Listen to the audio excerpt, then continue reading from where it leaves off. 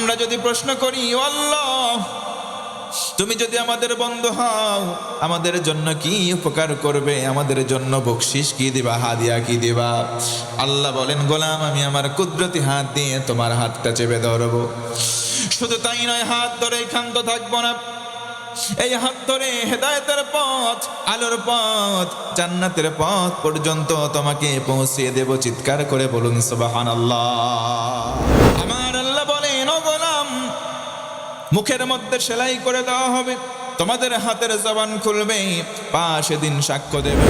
আল্লাহর নবীজি বলেন, শোনো আমার উম্মতেরা, শোনো, কিয়ামতের দিন মুসিবতের সময় আমি রাসূলের হাতে একটা পতাকা থাকবে, পতাকার উপরে খচিত থাকবে লিওয়াউল হামদ। প্রাণ প্রিয় রাঙ্গামাটিবাসী, জানতে চাচ্ছি আপনারা সকলে কেমন আছেন? আমার বন্ধুগণ, মনোযোগ বাড়ায় দেন।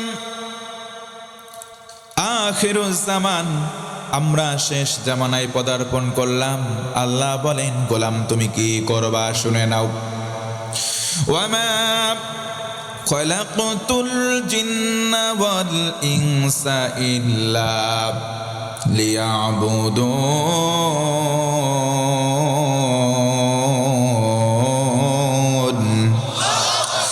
আমার আল্লাহ বলেন, ও গোলাম, মনুষ্য জাত আর জিন জাতকে আমি আল্লাহ সৃষ্টি করলাম কেবলমাত্র, শুধুমাত্র আমি আল্লাহর দাসত্ব করবে, গোলামি করবে।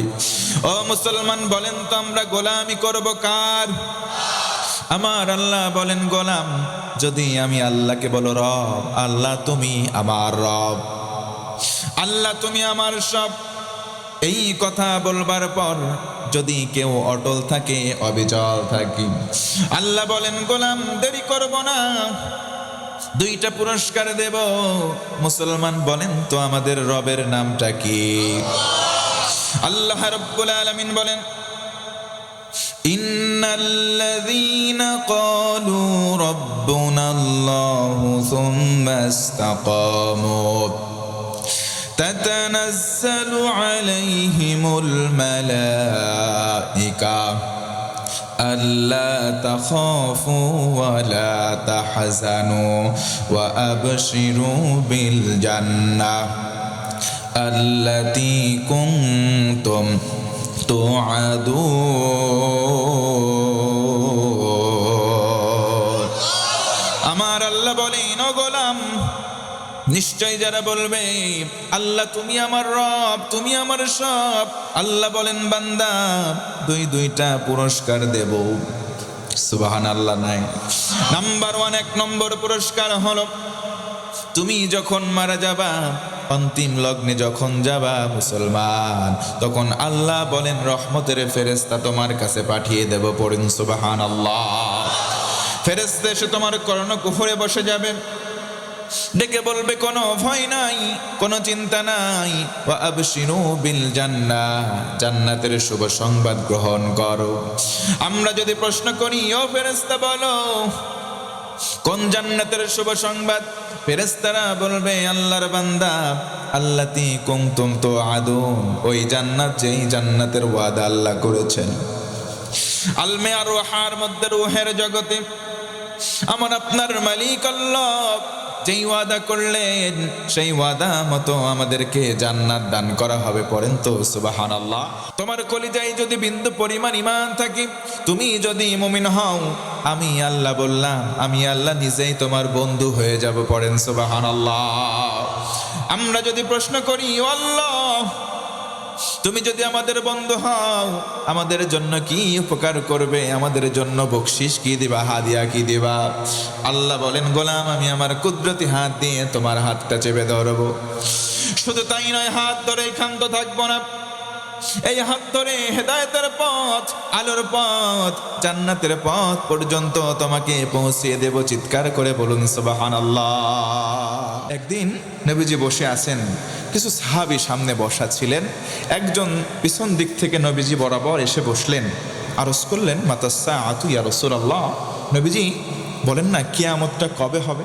সাহাবীর প্রশ্ন, নবীজি পাল্টা প্রশ্ন করলেন, তুমি কিয়ামতের জন্য কেমন প্রস্তুতি নিয়েছো, আগে বলো।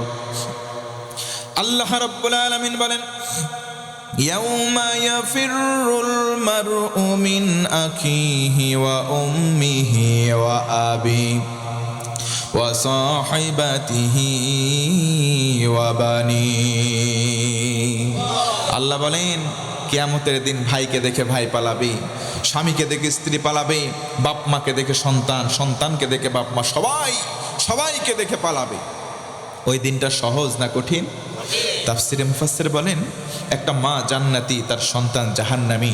সন্তান এসে বলবে, মা একটা নেকির বড্ড অভাব, তুমি যদি আজকে আমাকে একটা নেকি দাও, আমি এই নেকির বলে জান্নাতে যেতে পারবো। মা তুমি আমাকে একটা নেকি দাও না। মা বলবে, আপনি কে? আপনাকে তো আমি চিনলাম না। মা বলবে, কে আপনি? আপনাকে তো আমি চিনলাম না। দুনিয়াতে সন্তান তো দূরের কথা, দুনিয়াতে তো আমার বিয়েই হয় নাই, আমি কুমারী ছিলাম। বলেন আল্লাহু আকবার।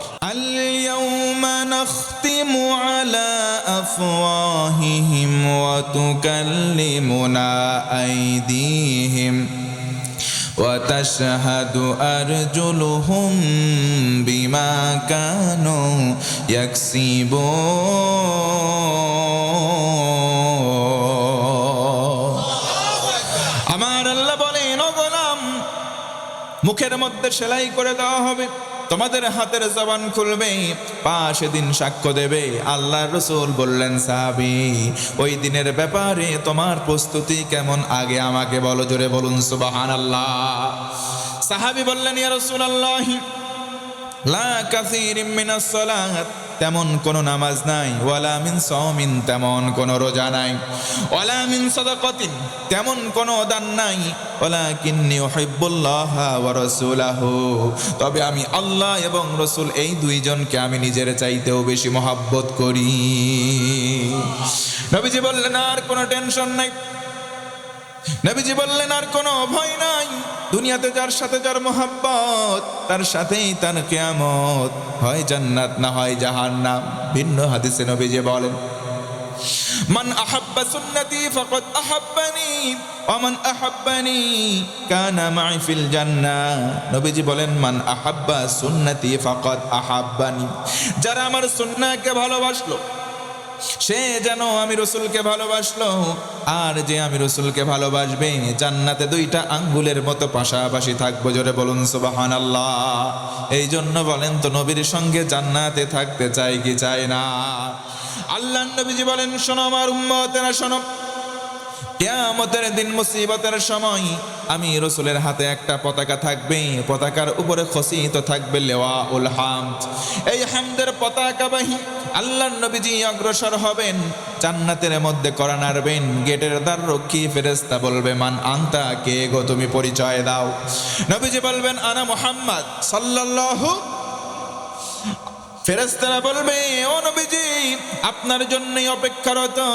দরজা খুলে দেওয়া হবে, নবীজি সাহাবীদেরকে নিয়ে জান্নাতে প্রবেশ করবেন। জোরে বলুন সুবহানাল্লাহ। ওই যে জান্নাতে প্রবেশ করার পর কাতারের সংখ্যা হবে 120 খানা, তার মধ্যে 80 খানা কাতার পাবে। নবীজি বলেন, আমার উম্মতেরা এই 80 খানা কাতার বাকি নবীদের উম্মতেরা পাবে। 40টা কাতার জান্নাতের মধ্যে ফিলাপ হয়ে গেল। সর্বপ্রথম একটা কাতার হবে, ওই কাতারে জায়গা পাবে কারা?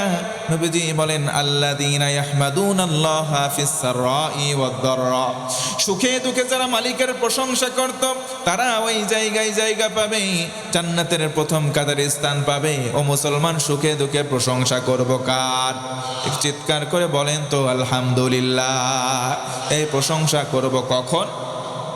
আল্লাহ রাব্বুল আলামিন বলেন, লাহুল হামদু ফিল উলা ওয়াল আখিরা ওয়া লাহুল হুকমু ওয়া ইলাইহি তুরজাউন।